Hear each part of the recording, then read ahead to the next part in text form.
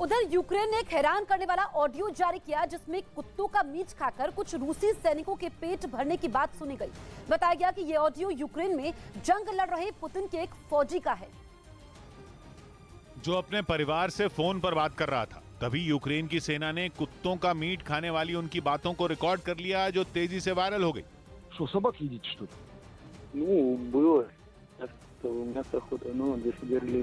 मतलब ये कि जब मीट का इंतजाम नहीं हो पाया तो रूसी सैनिकों ने इसकी भरपाई के लिए कुत्तों को भी नहीं बख्शा।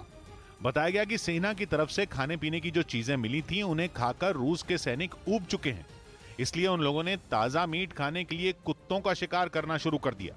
दावा तो यह भी किया गया कि लगातार जंग लड़ रहे रूसी सैनिकों की आम जरूरतें भी अब पूरी नहीं हो पा रही हैं।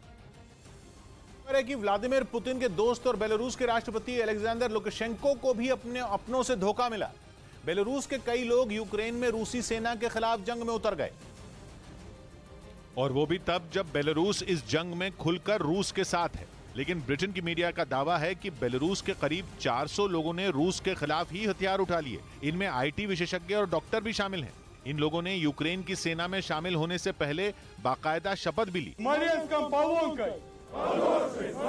हालांकि इनमें ज्यादातर वो लोग हैं जो बेलारूस से बाहर रहते हैं या उन्हें देश से निकाल दिया गया, और इनमें कई ऐसे भी हैं जो लंबे समय से बेलारूस के राष्ट्रपति के खिलाफ कई आंदोलनों में हिस्सा भी ले चुके हैं। इंग्लैंड में रह रहे बेलारूस के कई लोगों ने तो मेडिकल मदद भी यूक्रेन पहुंचाई। हालांकि ये पहला मामला नहीं है जब बेलारूस के बागी यूक्रेन की सेना में शामिल हुए। ओलंपिक खेलों में हिस्सा ले चुके कुछ खिलाड़ियों ने भी पिछले दिनों यूक्रेन की सेना की तरफ से जंग में उतरने का ऐलान कर दिया था। बेलारूस से बेदखल इन लोगों का आरोप है कि राष्ट्रपति लुकाशेंको के कार्यकाल में बेलारूस पुतिन का गुलाम हो चुका है। यही वजह है कि उन्होंने रूस के खिलाफ हथियार उठाने का फैसला लिया।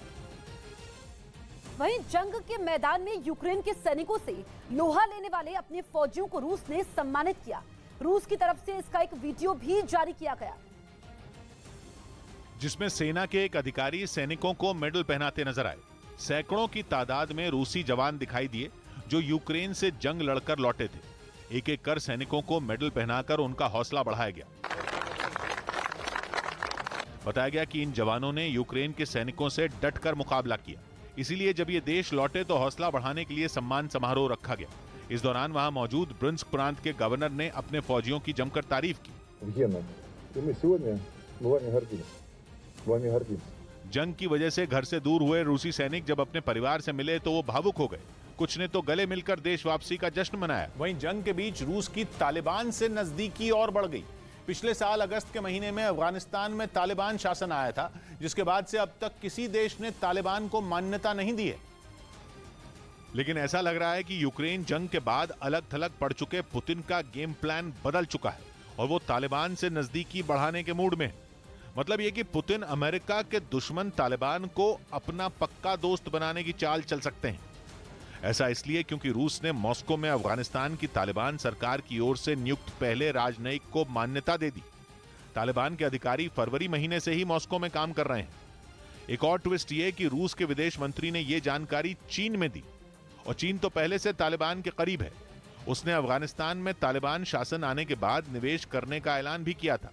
वैसे रूस का रुख भी तालिबान पर नर्म ही रहा है और वो कहता रहा है कि तालिबान को सुधरने का मौका मिलना चाहिए। अफगानिस्तान में तालिबान शासन आने के बाद जब सारे देशों का दूतावास काबुल में बंद हो गया था तो जिन 3 देशों का दूतावास वहां खुला रहा था वो थे चीन, पाकिस्तान और रूस। कहा तो यह भी जाता है कि तालिबान के लड़ाके खुद रूस के दूतावास की सुरक्षा कर रहे थे और इसीलिए पुतिन बेफिक्र रहे और तालिबान राज में रूस का दूतावास काम करता रहा। वैसे पिछले साल अगस्त में जब तालिबान ने अफगानिस्तान पर कब्जा कर लिया था तब से रूस ने यह संकेत दिए कि वो तालिबान को एक मौका देने के पक्ष में है। पुतिन ने तो एक इंटरव्यू में बोल भी दिया था कि उन्हें उम्मीद है कि तालिबान सुधर जाएंगे। तो нужно подумать о том, что чем बस्трее तालिबान।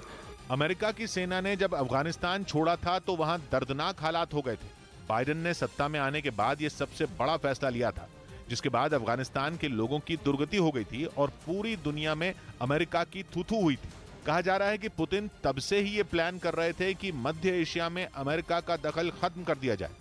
लेकिन इस बार अमेरिका और नेटो से खार खाए बैठे पुतिन ने घुमा फिराकर नहीं बल्कि सीधी बात की। चीन में रूस के विदेश मंत्री ने साफ साफ कह दिया कि अफगानिस्तान की सीमा के पास अमेरिका या नेटो की सेना बर्दाश्त नहीं की जाएगी। यानी पुतिन ने खुलेआम यह जता दिया कि न वो यूक्रेन में और न ही अफगानिस्तान में अमेरिका को दादागिरी करने देंगे।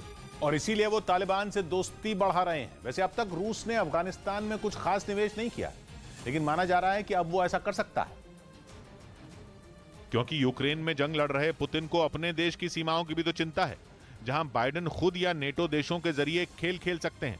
वैसे इस बात से पुतिन पहले भी परेशान थे, इसीलिए उन्होंने अफगानिस्तान की सरकार और तालिबान के बीच सुलह करवाने की भी कोशिश की थी।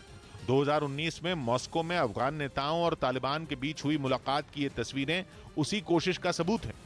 हालांकि वो कोशिश कामयाब नहीं हुई थी और 2021 में तालिबान बंदूक के बल पर अफगानिस्तान के शासक बन गए थे। लेकिन यूक्रेन में जंग के बाद जब दुनिया की दो महाशक्तियां यानी कि रूस और अमेरिका अपनी अपनी ताकत बढ़ा रहे हैं, तो रूस ने इस गेम में एक बड़ा दांव चला और तालिबान को अपनी तरफ करने की कोशिश की। क्योंकि जिस तरह से बाइडेन रूस की घेरेबंदी कर रहे हैं, उससे पुतिन की टेंशन बढ़ सकती है। इसमें कोई शक नहीं कि अफगानिस्तान रूस के लिए एक अहम देश है, क्योंकि यह देश जियोपॉलिटिकल गेम के बीच में खड़ा है। अफगानिस्तान जिस जगह पर है वो उसे दिलचस्प और खतरनाक दोनों एक साथ बना देती है, क्योंकि इसकी सीमाएं रूस के सहयोगी देश ताजिकिस्तान, उज्बेकिस्तान, तुर्कमेनिस्तान से लगती हैं। ये वो देश हैं जो कभी सोवियत संघ का हिस्सा हुआ करते थे। ये देश मध्य एशिया का हिस्सा है। रूस यानी कि एशिया के बीच का हिस्सा, जो पूर्व में चीन, पश्चिम में कैस्पियन सागर, उत्तर में रूस और दक्षिण में अफगानिस्तान तक फैला। और इसीलिए पुतिन नहीं चाहते कि अमेरिका और नेटो की सेनाएं अफगानिस्तान के आसपास भी भटकें। इस बीच यूक्रेन में अलग अलग जगहों पर बरसती मिसाइलों से बचने के लिए लोगों ने पश्चिमी हिस्से में मौजूद ल्वीव का रुख कर लिया। वहां यूक्रेन के बाकी शहरों की तुलना में हालात बेहतर हैं, जिसकी वजह से वहां यूक्रेन के कई शहरों से लोग पहुंचने लगे। वहां के मेयर ने दावा किया कि जंग की वजह से ल्वीव में शरणार्थियों की तादाद करीब दुगनी हो गई, जिसका असर यह हुआ कि वहां खाने पीने की चीजों का भी संकट खड़ा हो गया। मॉल और सुपरमार्केट में तो सब्जियों और फलों की मारामारी देखने को मिली। दरअसल यूक्रेन के पूर्वी हिस्से में जंग का सबसे ज्यादा असर देखने को मिला, जिसके बाद लोग देश के पश्चिमी हिस्से में मौजूद शहरों में पनाह लेने निकल पड़े।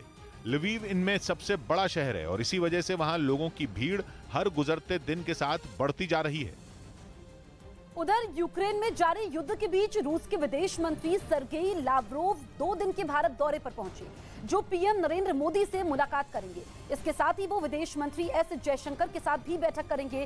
सर्गेई लावरोव चीन का दौरा करने के बाद दिल्ली पहुंचे हैं और उनका ये दौरा ऐसे समय में हो रहा है जब अमेरिका के डिप्टी एनएसए दलीप सिंह भी दिल्ली में मौजूद हैं, जिन्होंने रूस के विदेश मंत्री के भारत दौरे पर सवाल उठा दिए। इसके साथ ही उन्होंने आगाह किया कि चीन की ओर से एलएसी के उल्लंघन किए जाने पर रूस कभी भारत का साथ नहीं देगा।